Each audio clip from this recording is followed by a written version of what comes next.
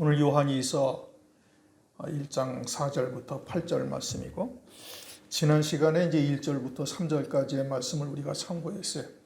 1절부터 3절까지의 말씀은 진리와 사랑에 대해서 말한 겁니다. 진리와 사랑, 하나님의 거룩하신 뜻이 무엇이냐? 진리가 무엇이다? 진리는 아버지와 아들을 말씀하셔서 아버지와 아들 예수 그리스도, 그러니까 진리라는 것은 아버지의 아들이 되게 하시는 것이고, 아버지의 아들이라는 것은 하나님 아버지의 모든 유업을 다 잇는 아들이 되게 하는 말씀이 진리인 것이고, 하나님의 사랑은 독생자를 희생하시기까지 우리를 그와 같은 영광의 자리로 인도하시는 사랑을 말씀하고 있는 거예요. 여기에 따른 은혜를 우리가 충만히 받기를 원한다. 그러니까 말씀을 통해서 그러한 하나님께서 이루어 가시는 구원의 역사를 말씀을 통해서 깨닫는 것이 은혜죠. 믿음으로 받는 것이 은혜고, 그리고 그와 같은 은혜를 우리가 입었음에도 불구하고 늘 넘어지고 또 실수하고 반복된 그와 같은 어리석은 삶을 살고 있음에도 하나님께서는 우리에게 긍휼을 베풀고 계시는 거예요. 그리고는 그와 같이 평강이 너희에게 임하기를 원한다.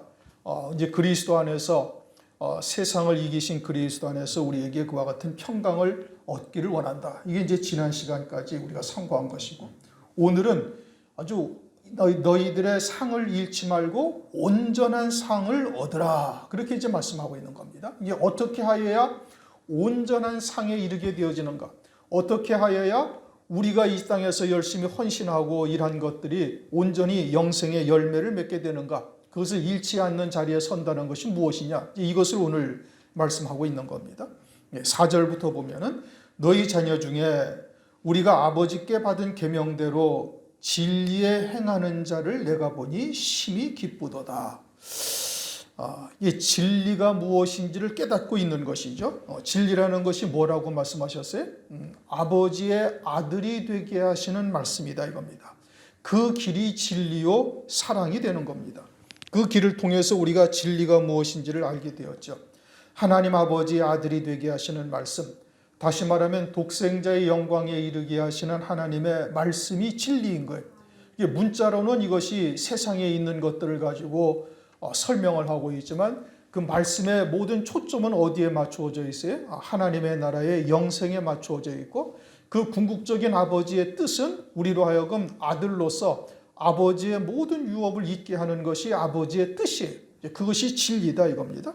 또 하나님 아버지의 사랑은 아주 태초부터 그 영광을 예비해 놓으시고, 그 영광에 이르도록 독생자를 우리를 위해서 희생하셨을 뿐 아니라 끝까지 우리를 사랑하시는 하나님의 사랑이 여전히 우리에게 임하고 있다, 이겁니다. 그리고 그 사랑은 이 땅에 있는 그 어떠한 피조물도 끊을 수가 없다, 로마서 8장에서 말씀하고 있죠. 그 사랑은 또한 일향 미쁘시고, 그리고 우리를 끝까지 사랑하시는 하나님의 사랑이다.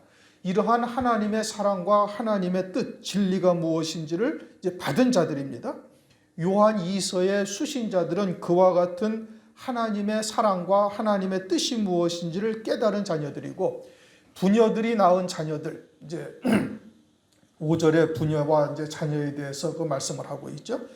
부녀들이라는 것은 그와 같이 아비의 신앙에 이른 자들이요, 또 그 아비의 신앙에 이른 자들에 의해서 말씀으로 낳은 자들이 자녀들이죠. 그와 같이 신령한 저주로 키운 자녀들인 겁니다. 그런데 그들이 어떻게 행하고 있다는 거예요? 진리에 행하고 있다, 이렇게 말씀하시죠. 계명대로 진리에 행하는 자. 지금 그러면서 이제 7절에서는 미혹하는 자가 있다. 그 이제 진리 안에서 행하는 자들이 아니다, 이런 의미죠. 이것이 정확하게 이제 구별이 되어져야 된다라는 것을 우리에게 말씀하고 있는 것이고, 그와 같이 진리 안에서 행하는 자를 하나님이 이제 사도 요한이 보니까 심히 기쁘다. 사도 요한이 기뻐한다는 거예요? 하나님이 기뻐하신다는 거예요? 하나님이 기뻐하신다는 얘기입니다. 하나님께서 우리를 이 땅에 보내신 뜻이 무엇인지를 깨닫고 세상과 세상에 속한 것에서 벗어나서 그러한 하나님의 뜻을 위하여 자기의 정과 욕심을 십자가에 못 박고 부단히 믿음으로 달려가는 자들을 하나님이 보시기에 아주 기쁘다, 이렇게 말씀하고 있는 겁니다. 아가서를 보면은 아가서 4장 8절에 이런 말씀이 있습니다. 나의 누이 나의 신부야, 네가 내 마음을 빼앗았구나. 네 눈으로 한 번 보는 것과 네 목의 굿을 한 꿰미로 내 마음을 빼앗았구나. 네 눈으로 한 번 보고 네 목에 있는 굿을 한 꿰미가 아주 주님의 마음을, 하나님의 마음을 온전히 빼앗았다 이겁니다. 네 눈으로 한 번 봤다라는 것은 하나님의 뜻이 무엇인지를 깨달았다 이 뜻인 겁니다. 그리고는 육신의 목숨을 버릴지라도 그러한 하나님의 뜻을 위하여 기꺼이 그러한 하나님의 뜻에 순종하는 자가 되어져 있음을 보시고 그것을 나의 누이, 나의 신부다. 즉 진리를 쫓아 행하는 자를 보시니 아주 하나님께서 기쁘시다라고 말씀하고 있는 겁니다. 오늘날 이 마지막 때에 하나님의 거룩하신 뜻은 무엇이냐? 이제 성경에서 보면은 마태복음 24장에 때를 따라 양식을 나눠주는 종이 복이 있다 이렇게 말씀하셔요. 그리고 온 세상이 이제는 말세의 지말이라는 것을 다 인정을 하고 있죠. 무화과 나무의 비유가 이루어지고 이제 이미 여름이 되어졌으니 주의 재림이 문 앞에 이르렀다라는 것을 부정하는 교회는 한 곳도 없습니다. 말세의 지말에 이제 때에 따른 양식이 나눠주는 종이 복이 있다. 마태복음 24장 45절에 그렇게 말씀을 하시는데 그 때를 따라 나눠주는 양식은 이 마지막 때 환난을 통해서 이루실 구원의 말씀인 것이고 그러한 구원의 말씀을 통해서 이루실 하나님의 뜻이 무엇인지를 깨닫는 자가 되어지면 그러한 환난이 결코 두렵지가 아니한 겁니다. 기름 준비한 다섯 처녀와 같은 믿음의 자리에 서는 것이 이 마지막 때 하나님의 뜻이요. 그것이 때에 따른 말씀이요. 진리 중에 진리가 되는 것이죠. 그러니 그러한 말씀을 듣고 믿음으로 받고 그러한 말씀을 쫓아 하나가 되어져서 부단히 주의 재림을 소망하며 믿음으로 달려가는 성도들을 보면 하나님이 보시기에 어떠하다는 거예요? 하나님이 보시기에 심히 기쁘다 이겁니다. 빛과 어둠을 하나님께서 나눠 놓으시고 하나님이 보시기에 심히 좋았더라. 오늘날도 마찬가지죠. 그처럼 생명의 길로 가는 하나님의 자녀들을 보시면 하나님이 심히 기뻐하신다 이겁니다. 그러면서 5절 부녀여, 이미 말씀드린 것처럼 여기서 부녀라는 것은 그 요한 2서나 요한 1서를 받는 그 수신처가 여자들만 있는 것은 아니란 말씀입니다. 거기서 부녀라고 하는 것은 생명의 말씀으로 자녀들을 낳을 수 있는 신앙, 즉 아비의 신앙에 이른 자들을 말하고 있는 겁니다. 아비의 신앙에 이른 자들에게 내가 이제 네게 구하노니 서로 사랑하자. 여기서 사랑하자라는 사랑은 세상의 개념에서의 사랑이나 인간적인 사랑을 말씀하는 것이 아니라 하나님의 사랑을 말하는 것이고 하나님의 사랑은 진리의 사랑이요 영원한 사랑인 겁니다. 이것은 세상에 있는 사랑을 말하는 것이 아니에요. 그러니 이 부녀와 같이 아비의 신앙에 이른 자는 이제 진리가 무엇인지를 알죠. 그리고 자녀들에게 신령한 젖을 먹여서 참된 생명의 길이 무엇인지를 깨닫고 양육하고 가르치고 있다 이겁니다. 그러한 부녀들은 어떠한 사랑으로 사랑을 해요? 진리의 사랑으로. 다시 말하면 하나님의 영원한 사랑이 무엇인지를 깨닫고 그 사랑으로 사랑을 하는 거예요. 그러니 내가 이제 네게 구하노니 서로 사랑하자. 하나님은 사랑이시라니까 모든 교회가 다 사랑하자라고 말을 하죠. 그러나 그 사랑을 말하는 것이 아니에요. 그러한 세상에 속한 또는 인간적인 또는 육신적인 이와 같은 사랑을 말하는 것이 아니라 아주 태초부터 우리를 사랑하신 하나님의 사랑이 무엇인지를 깨닫고 그 사랑 안에서 다시 말하면 그러한 진리의 말씀 안에서 믿음으로 하나로 연합되어져 있으면 자연히 그와 같은 진리의 말씀에 의한 사랑이 나를 통해서 나타나는 것이고 그러한 사랑으로 사랑을 하자 이것을 지금 말씀하고 있는 겁니다. 우리가 요한일서를 상고하면서 가장 중요한 것이 뭐였어요? 태초부터 있는 생명의 말씀이 무엇을 의미하는지를 깨달은 거예요. 이것이 그냥 단어를 조합해서 만들어 놓은 것이 아니라 우리들에게 하나님께서 특별한 계시를 말씀하는 것이고 이 세상에 그 어떠한 피조물도 있기도 이전에 하나님께서 우리를 그 생명으로 낳으셨고 마치 독생자를 낳으신 것처럼 우리도 그 생명으로 낳으셨고 그 태초부터 있는 생명의 말씀과 사귐이 있게 하셨다. 이것이 그리스도 안에서 진리의 말씀으로 교제하고 있는 자들인 것을 말씀하고 있고 또 그뿐만이 아니라 하나님께서는 에베소서 1장 3절 4절에 보면 하늘의 모든 신령한 복으로 우리에게 복 주시려고 창세전부터 그와 같은 복을 예비하시고 우리를 구속하셨음을 이미 말씀하고 있는 거예요. 그러니까 그와 같은 하늘나라의 영광이 이미 하나님께서는 예비하셨음을 말씀하고 있는 것이죠. 그리고 그 길이 무엇인지를 독생자를 통해서 우리에게 모든 것을 보여주신 거예요. 길이요, 진리요, 생명이요. 하늘나라에서 누리게 되어질 영광이 어떠한 영광인지를 독생자를 통해서 우리에게 다 보여주신 거예요. 그리고 그 기쁨으로 우리가 충만하기를 하나님께서는 원하신다. 이건 뭐 요한복음 17장에 하면 그 기쁨이라는 것을 계속해서 말씀하고 있는 겁니다. 그러므로 우리가 이와 같은 하나님의 사랑을 깨닫게 되어지면 자연히 그러한 진리 안에서의 사랑을 행할 수밖에 없는 것이지 세상의 사랑으로 사랑을 하는 것이 아니다 이겁니다. 그러니까 이 부녀들에게 무엇을 구한다고요? 사랑하라 이겁니다. 어떠한 사랑으로? 하나님의 사랑으로 사랑을 하라. 이는 새 계명같이 네게 쓰는 것이 아니다. 사랑하라는 말씀이 새 계명처럼 너에게 쓰는 것이 아니다. 이게 말씀이 조금 특이하죠. 그런데 요한복음 13장 34절은 주님께서 이렇게 말씀하셨어요. 새 계명을 너희에게 주노니 서로 사랑하라. 내가 너희를 사랑한 것 같이 너희도 서로 사랑하라. 요한복음 13장 34절에서는 주님께서 제자들에게 사랑하라는 말씀을 새 계명이라고 말씀하셨어요. 그런데 여기서는 지금 뭐라고 말씀하셔요? 새 계명같이 네게 쓰는 것이 아니다 이거예요. 그러면 말씀이 서로 충돌이 되죠. 요한복음 13장 34절 말씀과 지금 요한이서 1장 4절 5절 말씀이 서로 충돌이 되는 거예요. 새 계명을 쓰는 게 아니다. 그런데 요한복음 13장 34절에는 새 계명을 너희에게 쓰노니 너희에게 주노니 서로 사랑하라. 그렇게 말씀하셨단 말이에요.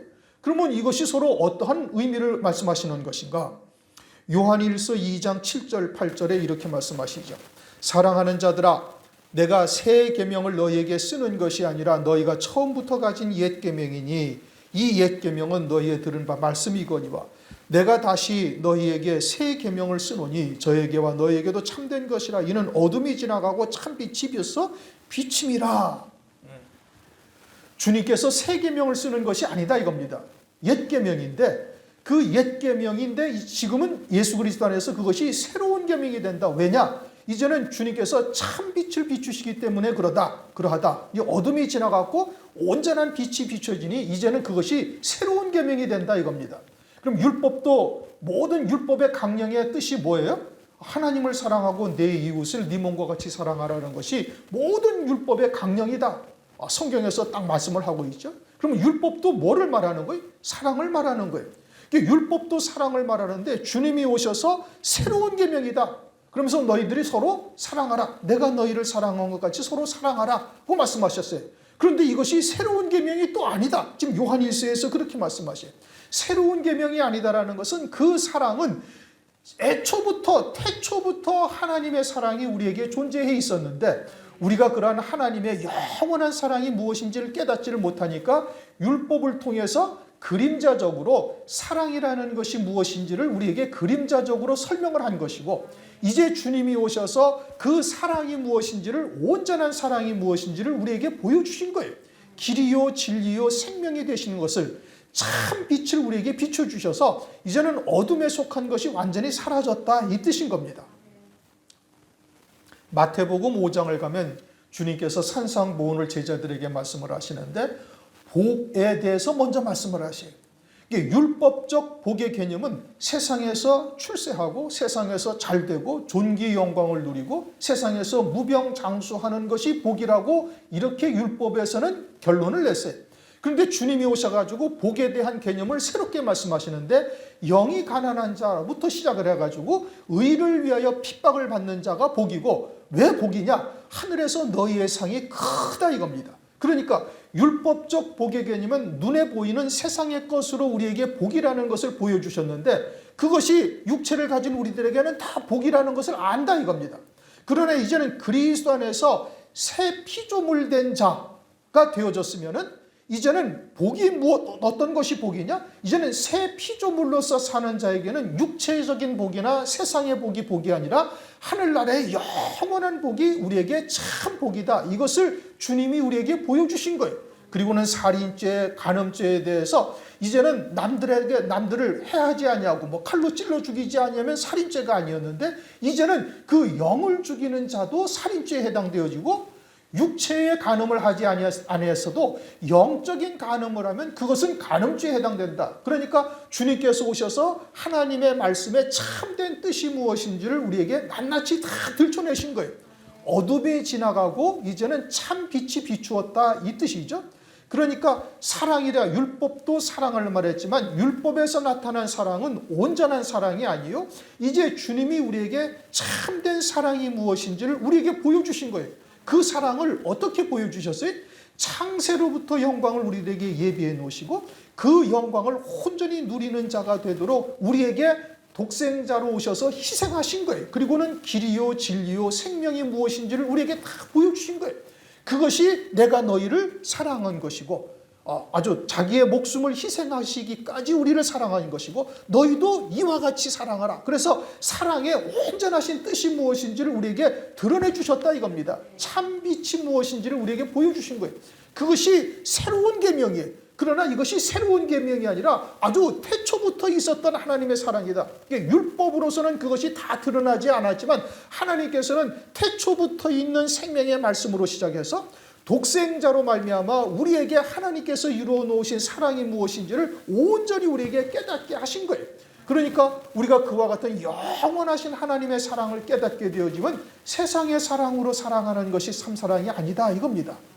다시 말하면 육신적으로 뭐 보다듬고 그냥 가서 위로하고 그리고 쌀 한 푸대 팔아주고 하는 것이 사랑이냐, 그것이 하나님이 말씀하신 사랑은 아니다 이거예요. 그것은 세상에서 말하는 사랑이에요. 그러나 그렇다고 그러한 사랑을 해서는 안 된다, 이런 뜻은 아닌 겁니다.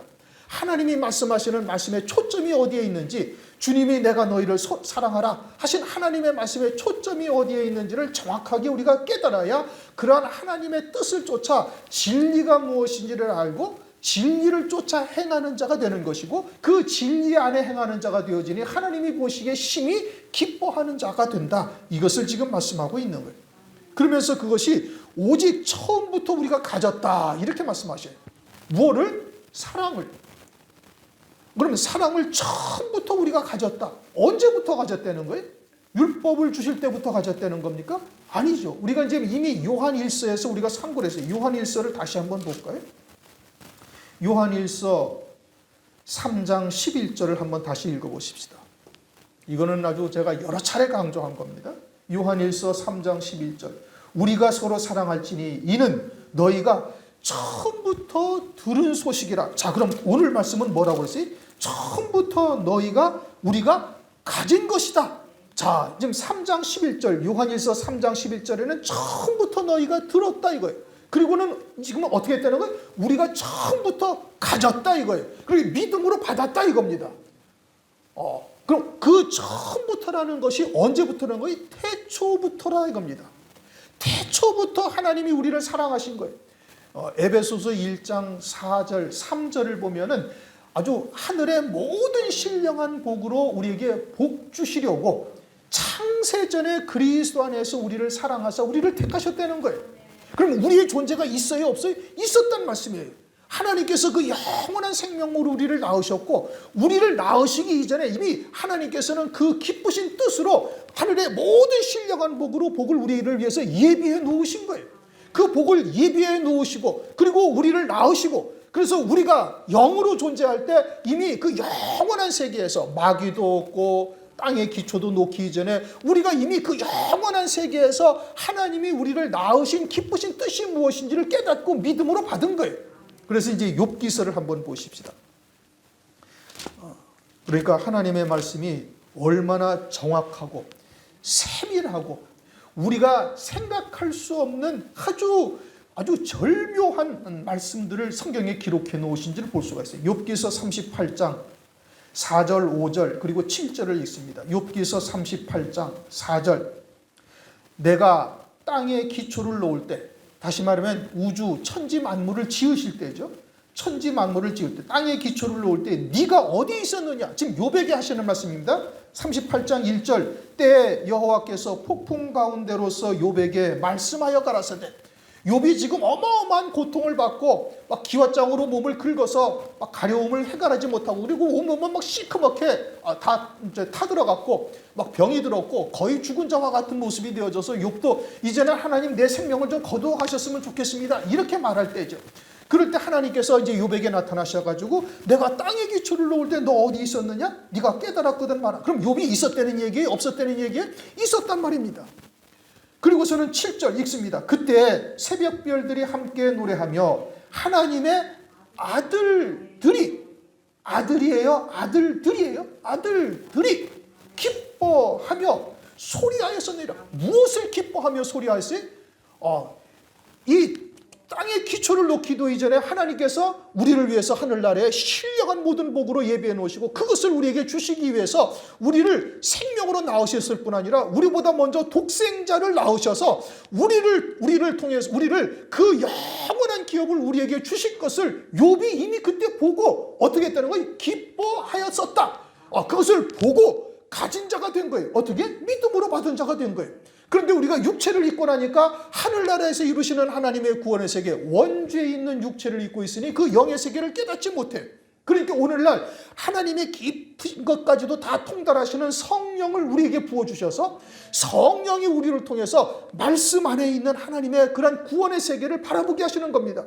영원 세계에서 하나님이 어떠한 기쁘신 뜻을 정하셨고 그리고 천지와 만물을 왜 지으셨으며 우리를 하나님의 정하신 때 이 땅에 보내신 이유가 무엇인지 말씀을 통해서 성령으로 그걸 깨닫게 하시는 거예요. 그리고는 그것을 믿음으로 받은 자가 되어졌으니 우리가 태초부터 있는 하나님의 사랑을 이것이 처음부터 우리가 뭐 어떻게 했다? 가진 것이다. 요한 2서 1장 5절 부녀여 내가 이제 네게 구하노니 서로 사랑하자. 이 부녀라는 것은 어떠한 부녀라고요? 태초부터 있는 생명의 말씀과 사귐이 있는 자요. 독생자를 통해서 이루어 가시는 하나님의 거룩하신 사랑을 깨닫고 있는 자예요.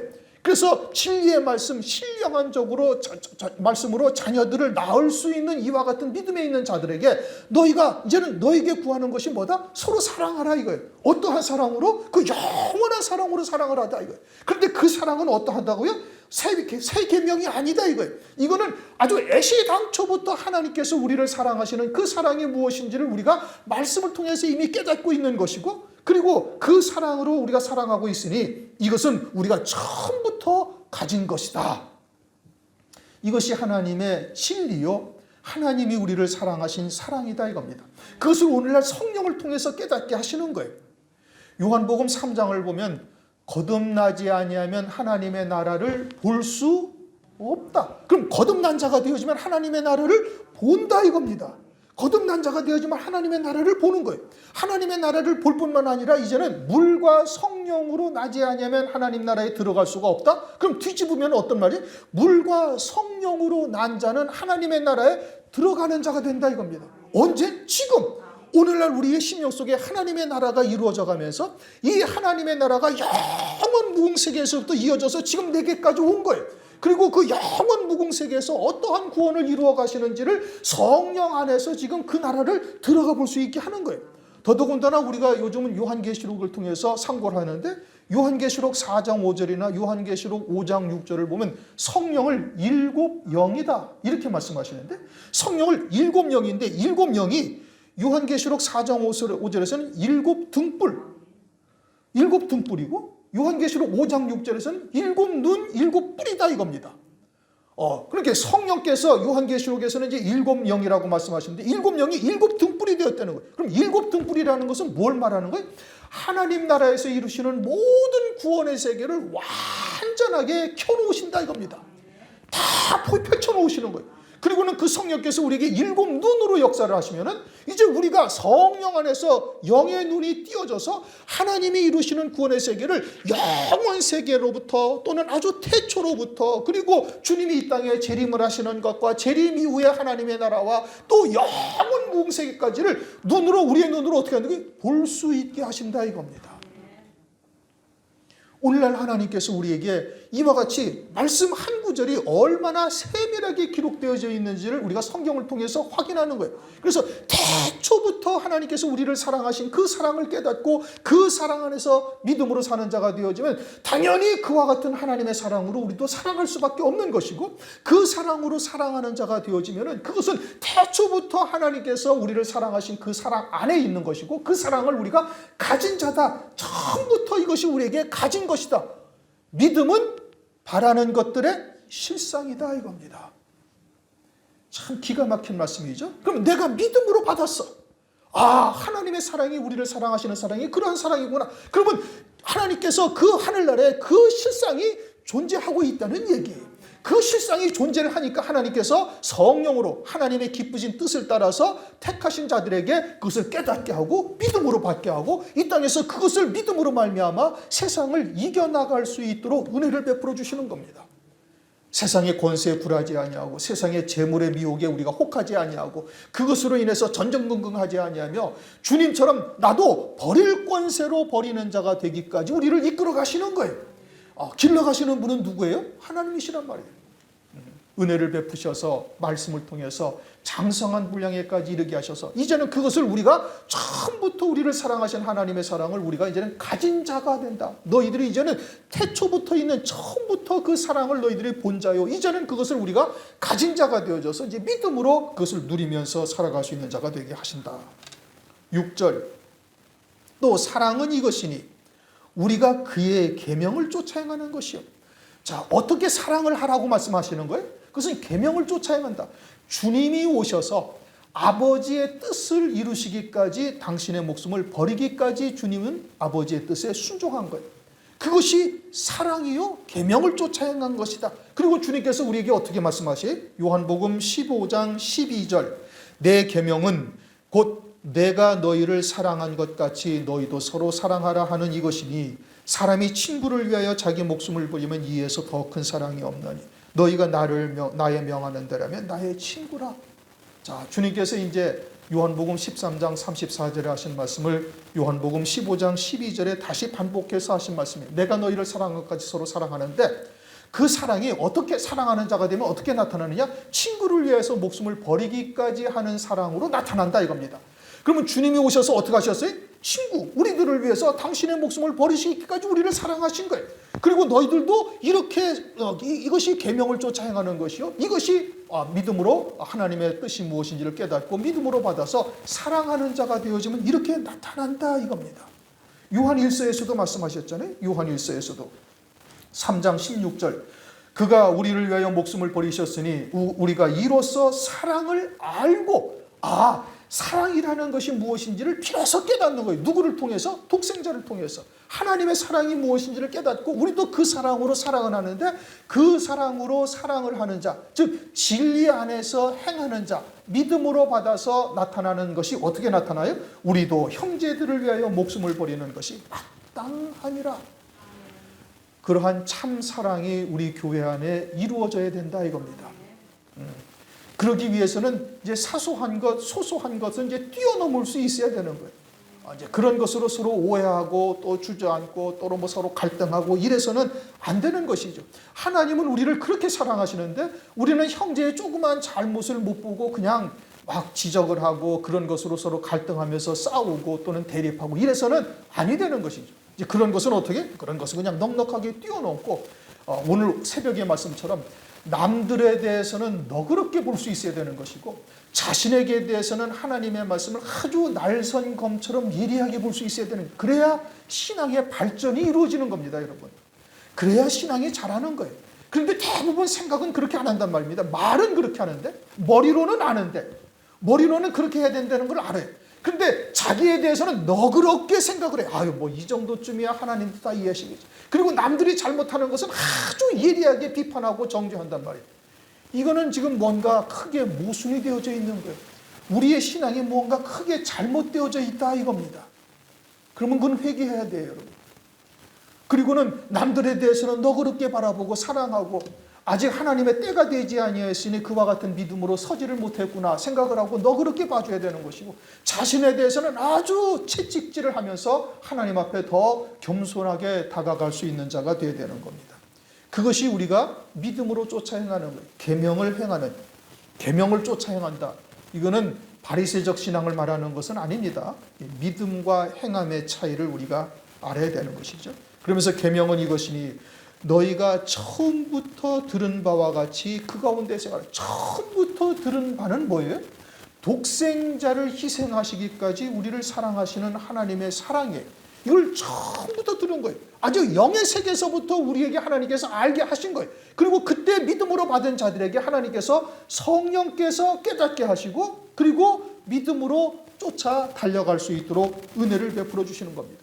그러니 그 가운데서 행하라, 그 안에서 행하라, 그 사랑 안에서 행하라, 이런 의미인 겁니다. 그 사랑 안에서 행하는 자는 주님이 걸어가신 길을 그대로 쫓는 겁니다. 왜요? 주님이 걸어가신 길이 곧 사랑이시니까. 그것이 진리 안에서의 행하시는 것이니까. 그러니 주님이 걸어가신 길을 그대로 쫓는 것으로 나타나는 것이고 그것이 하나님의 사랑을 나타내는 것이다, 이겁니다. 그 사랑을 하기 위해서는 진리가 무엇인지를 우선 알아야죠. 하나님의 말씀이라 해서 다 진리가 아니라 거짓 선지자가 무엇을 가지고 미혹해? 하나님의 말씀을 가지고 미혹하는 거예요. 그래서 넓은 길, 넓은 문으로 가게 하는 거예요. 그러나 주님이 우리에게 말씀하시는 참뜻은 좁은 길, 협착한 길이다, 이겁니다. 그 길을 마다하지 아니하고 주님의 길을 쫓아갈 수가 있어야 되는 것이고 그러기 위해서는 진리가 무엇인지부터 먼저 깨달아야 되는 것이죠. 7절, 미혹하는 자가 많이 세상에 나왔나니 이는 예수 그리스도께서 육체로 임하심을 부인하는 자라. 이것이 미혹하는 자요 적그리스도. 이것은 이미 이제 요한일서 4장 1절부터 6절까지 우리가 한번 상고한 겁니다. 그런데 이 말씀을 왜 여기서 다시 하는가? 이것은 4절부터 6절, 즉 진리가 무엇인지를 깨닫고 진리를 쫓아 사랑하는 자와 미혹하는 자가 이것으로 확연하게 딱 구별된다, 이겁니다. 영의 세계는 백 아니면 흑, 흑 아니면 백이에요. 회색 지대가 절대 없습니다. 다시 말하면 성령 아니면 마귀요, 귀신이지. 그러지 뭐 성령도 있었다가 또 마귀가 됐다가 이게 왔다 갔다 하는 것이 절대 아니에요. 이거는 무슨 이건 귀신 들린 자들이 잘못 알고 무슨 양신 역사니 어쩌고 저쩌고 거짓말을 하는 것인데 성경은 절대 그렇지 않습니다. 성경은 흑 아니면 백, 백 아니면 딱 흑이에요. 그러니까 진리의 사랑 안에 있지 아니한데 교묘하게 하나님의 말씀을 가지고 사랑 이야기를 하면서 이처럼 미혹하는 역사가 있음을 말씀하고 있는 거예요. 이것이 지금 예수 그리스도께서 육체로 임하심을 부인하는 자가 적그리스도의 영이요 미혹하는 영이다. 교회 다니는 사람치고 예수 그리스도께서 육체로 임하셨다라는 것을 부인하는 사람이 있어요, 없어요? 없다는 말씀이에요. 그러면 교회 밖에 있는 사람들은 다 적그리스도의 영이고 교회 안에 있는 사람들은 다 성령 안에 진리의 영에 속한 자냐? 그것을 말씀하는 거예요? 아니란 말이에요. 왜냐? 그것은 요한일서 4장 1절에 영을 다 믿지 말고 하나님께 속하였는지 너희들이 시험하여 봐라 하면서 하신 말씀이 요한일서 4장 2절 말씀이 지금 본문 7절 말씀이에요. 그리고 이 결론은 뭐냐? 그들은 적그리스도의 영에 속한 자, 미혹의 영에 속한 자는 어떻게 한다고요? 세상에 속하여 세상에 속한 말을 하며 세상도 저희 말을 다 듣는다, 이겁니다. 그러니까 하나님의 말씀을 세상의 윤리도덕이나 또는 세상의 철학이나 이러한 말씀으로 사람의 사상으로 하나님의 말씀을 해석하는 거예요. 그렇게 되어지면 그것은 미혹의 영이요 적그리스도의 영이요 다른 말로 하면 마귀의 자식들이다, 이 뜻인 겁니다. 그래서 주님이 오셨을 때도 마태복음 15장 9절에 너희는 사람의 계명으로 하나님을 헛되이 경배하고 있다라고 유대인들을 어마어마하게 책망을 해. 이 마귀의 자식들아, 독사의 새끼들아, 환실진저 너희는 너희 아비 마귀에게서 났다. 아니 자기들은 하나님의 백성이요 아브라함의 자손이요 율법을 가지고 철저히 하나님의 말씀을 순종하며 지키고 있는데 주님은 너희들은 너희 아비 마귀에게서 났다. 그것은 오늘날 교회들도 그러할 수 있다는 것을 말씀하고 있는 거예요. 그러면 그것을 어떻게 구별한다?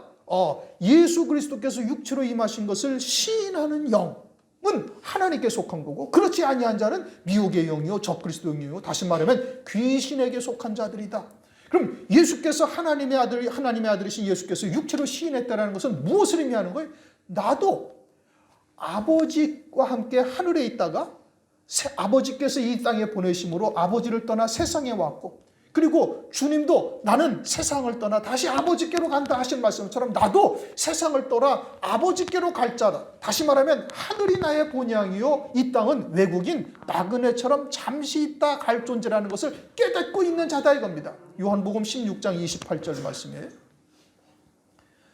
다시 말하면 나의 육체의 자아가 나의 참 자아가 아니라 하나님의 그 영원한 생명, 즉 태초부터 있는 생명의 말씀과 사귐이 있던 그 생명이 나의 참 자아인 것이고, 나도 아버지와 함께 하늘에 있다가 이 땅에 보내심을 받았고, 다시 60, 70년 아버지의 뜻을 이루고 난 다음에 다시 세상을 떠나 아버지께로 갈 자라는 것을 깨닫고 있는 자는 세상에 속한 것에 미련을 둬야 안 돼? 안 둔다는 말씀이에요.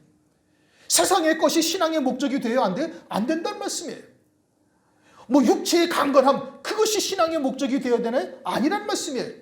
그것은 어찌하든지 상관이 없는 거예요. 세상과 나를 십자가에 못 박고 오직 아버지의 뜻이 무엇인지 그 뜻을 쫓아 믿음으로 북한히 나를 복종시키며 살아나가는 것이, 그것이 믿음의 사람이요 그리스도의 것이 된 자들인 것이죠. 그러니까 그들은 세상에 속한 말을 해요, 안 해요? 안 한다는 말씀이죠. 그런데 교회가 세상에 속한 말을 하는 거예요. 사람의 계명을 하는 거예요. 세상에서도 윤리도덕이 있는데 교회 하나님의 말씀이 그저 윤리도덕과 같은 수준으로 변질되어져 있어서 생활교훈처럼 그저 착하게 살아라, 훌륭한 아버지가 돼야 된다, 직장에서도 출세하는 것이 복을 받는 것이요 재물을 많이 얻는 것이 복을 받는 것이다 해서 모든 신앙의 초점을 물질 또는 육체 또는 세상에 있는 이것들이 신앙의 초점을 맞추게 하는 것이 뭐예요? 그건 세상에 속한 말이에요. 그런 말은 교회 밖에서도 얼마든지 들을 수가 있어요. 공자왈 맹자왈 쫓는 사람들한테 가보세요. 얼마든지 더 훌륭한 말씀 아주 직선적으로 더 정확하게 딱딱 집어서 말합니다. 그런데 그런 말을 교회에서도 하나님의 말씀을 빙자해서 하고 있다 이거예요. 그것을 성경에서는 사람의 계명이다 이렇게 말하는 거예요. 세상에 속한 말을 하고 있는 거예요. 그래서 세상에서 술 먹고 고주망태가 됐다가 어느 날 갑자기 교회를 왔는데 교회에 와서도 잘 들어요. 아, 오늘 참 좋은 말씀 잘 들었습니다. 그러면 그건 누구에게 속한 거다? 그건 마귀에게 속한 것이요 적그리스도의 영에게 속한 것이다. 골로새서 2장 8절, 누가 철학과 헛된 속임수로 너희를 노략할까 주의하라. 이것이 사람의 유전과 세상의 초등학문을 쫓음이요 그리스도를 쫓음이 아니니라. 윤리도덕적 설교를 하는 것은 그것은 그리스도의 말씀이 아니라 그건 그리스도를 쫓는 것이 아니다 이겁니다. 그건 세상에서도 다 들을 수 있는 말이에요. 철학자들의 이야기를 빗대서 하는 것도 역시 마찬가지. 더 나아가서 어떻게 얘기를 해? 빌립보서 3장 18절 19절, 내가 여러 번 너희에게 말했거니와 이제도 눈물을 흘리며 말하노니 여러 사람들이 그리스도 십자가의 원수로 행하느니라. 저희의 마침은 멸망이요 저희의 신은 배요 그 영광은 저희의 부끄러움에 있고 땅의 일을 생각하는 자라. 땅의 일, 세상에 복된 것, 소위 금덩어리를 신앙의 목적으로 삼고 있는 거예요. 그것을 위해서 기도하고 그것을 위해서 예배드리고 그것을 위해서 헌금하죠. 이렇게 주장하고 그렇게 신앙생활하는 자들은 다 미혹의 영에 속한 자요 적그리스도의 영에게 속한 자요, 다른 말로 하면 쉽게 말하면 마귀에게 속한 자요 귀신으로 충만한 자다. 장차 적그리스도가 등장하면 그렇게 세상에 속한 말로 하는 증거하는 그와 같은 말들과 똑같은 말을 하는 겁니다. 그러니까 저놈이 적그리스도요 짐승인지 저것이 짐승표요 666표인지를 분별도 하지 못하는 거예요. 그러니까 그냥 그와 같은 것을 쉽게 받고 하나님의 진노의 심판의 대상이 되는 것이지요. 오늘날 어떻게 적그리스도의 영에게 속한 자이냐 하나님의 영에게 속한 자이냐를 어떻게 분별하는가? 그들의 입술의 열매로 분별하는 겁니다. 이와 같은 것을 우리가 정확하게 분별할 수 있어야 되는 겁니다. 8절, 너희는 삼가 우리의 일한 것을 잃지 말고 오직 온전한 상을 얻으라. 삼가라, 스스로 돌이켜 조심하라, 너희 스스로를 돌아보라 이런 뜻입니다. 헬라어의 원어의 뜻은 너희 스스로를 돌아보라. 왜? 너희 일한 것을 잃지 않고 온전한 상을 얻기 위해서는 스스로를 돌아봐야 된다. 그럼 무엇을 돌아봐야 되는가? 마가복음 13장 9절을 한번 보십시다. 마가복음 13장 9절.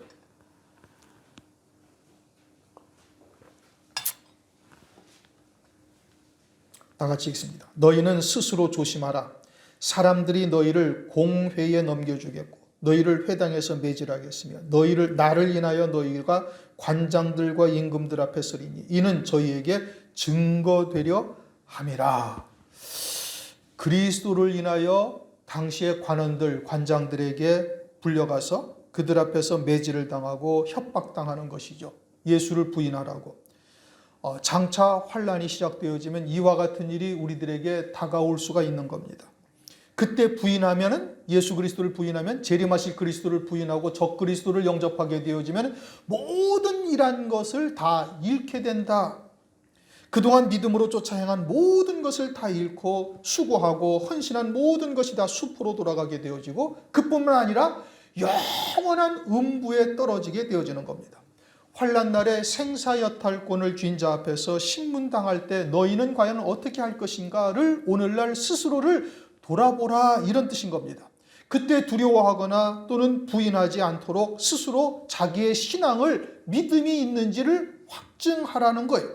과연 나는 그러할 때 부인하지 않고 신앙의 정절을 끝까지 지킬 수 있는 것인가? 믿음으로 그와 같은 상황을 넉넉히 이길 수 있는 것인가? 이것을 스스로 돌아보라 이겁니다. 온전한 상을 얻기 위해서는 어떻게 해야 되는 거예요? 이제까지 일한 것을 잃지 않기 위해서는 어떻게 해야 되는가? 마지막까지 신앙의 정절을 지킬 수 있는 자가 되어야 온전한 상을 얻게 되어지는 겁니다. 그러니 우리가 그러한가? 너희들이 스스로를 돌아보라. 우리의 일한 것을 잃지 말고 오직 온전한 상을 얻으라. 사도 요한에게 말씀하시는 온전한 상은 뭐죠? 아버지의 아들입니다. 더 군더더기가 필요 없어요. 요한이서 1장 3절 은혜와 긍휼과 평강이 하나님 아버지와 아버지의 아들 예수 그리스도께로부터 진리와 사랑, 그러니까 아버지의 아들이 되게 하시는 말씀이 진리요, 그것이 아버지의 뜻이요, 그것이 온전한 상인 겁니다. 아버지의 아들은 뭐예요? 아버지의 모든 유업을 잇는 것, 다시 말하면 새 예루살렘 성의 영광에 함께하는 것, 그것을 요한일서 2장에서 구체적으로 말씀하셨어요. 요한일서 2장 28절, 지난번에 우리가 다 상고했던 겁니다. 자녀들아, 이제 그 안에 거하라. 이는 주께서 나타나신 바 되면, 주께서 나타나신다는 것은 재림의 때죠. 그의 강림하실 때에 우리로 담대함을 얻어 그 앞에 부끄럽지 않게 하려 함이라. 그 앞에 당당하게 어린 양의 안에 그리스도의 신부로 서게 되는 자들만이 이 부끄러움을 당하지 아니하는 것이고, 그들이 온전한 상을 얻는 거예요. 이 부활은 첫째 부활이요, 이것은 예수의 증거와 하나님의 말씀을 인하여 목배임 받은 자들만이 이 첫째 부활에 참여한다라는 것을 요한계시록 20장 4절에서 6절 아주 정확하게 딱 규정하고 있어요. 오늘날 일반적으로 교회에서 주님이 재림하시게 되어지면 모든 죽은 자들이 다 부활한다고 이야기를 하는데, 그것은 요한계시록을 전혀 깨닫고 있지를 못한 자들인 겁니다. 요한계시록 20장 4절에서 6절을 보면 예수의 증거와 하나님의 말씀을 인하여 목배임 받은 자들만이 이 첫째 부활의 영광에 참여하고, 나머지 죽은 자들은 그 1000년 동안 다시 살지 못하더라. 그리고 그들은 둘째 사망의 해가 없고 1000년 동안 그리스도와 함께 왕노릇하리로다. 이들이 온전한 상이다. 그리고 그것을 요한계시록 21장에 가면 새 예루살렘 성이다. 하나님의 영광을 함께 누리는 자가 되는 것이죠. 이들만이 온전한 상을 누리는 자가 되는 것이고, 그것을 위해서는 어떻게 해야 된다? 장차 생사여탈권을 쥔 자들 앞에서 과연 신앙의 정절을 끝까지 내가 지킬 수 있는가를 늘 스스로를 시험하고, 과연 그 믿음에 있는지를 달아보라 이겁니다. 너희 스스로를 돌아보라 이거예요. 우리의 믿음이 과연 어디에 있는지 우리의 현주소, 믿음의 현주소를 확인해 봐라. 우리가 이러한 하나님의 거룩하고 참 귀하신 뜻을 깨달았다면 우리의 속이 날이 갈수록 더 뜨거워져야 되는 겁니다. 믿음이 자라서 이제 그와 같은 신앙에 이르게 되어지면 세상과 나는 온데간데 없어지고, 오직 그 하늘의 영광을 위해서 모든 것을 버릴 수 있는 자의 자리에까지 이룰 수 있어야 되는 거예요. 그게 진리 안에 있는 자요, 진리 안에서 행하는 자요, 그것이 하나님의 사랑이 무엇인지를 바르게 깨닫는 자고, 그와 같은 믿음으로 사는 것이 진리 안에서 사랑하는 자가 되는 거예요. 그러면 너희들이 과연 온전한 상을 누릴 수 있는지 너희 스스로를 돌아보라 이겁니다. 그리고서는 미혹의 영이 무엇이냐, 이것을 정확하게 분별할 수 있어야 되는 거예요.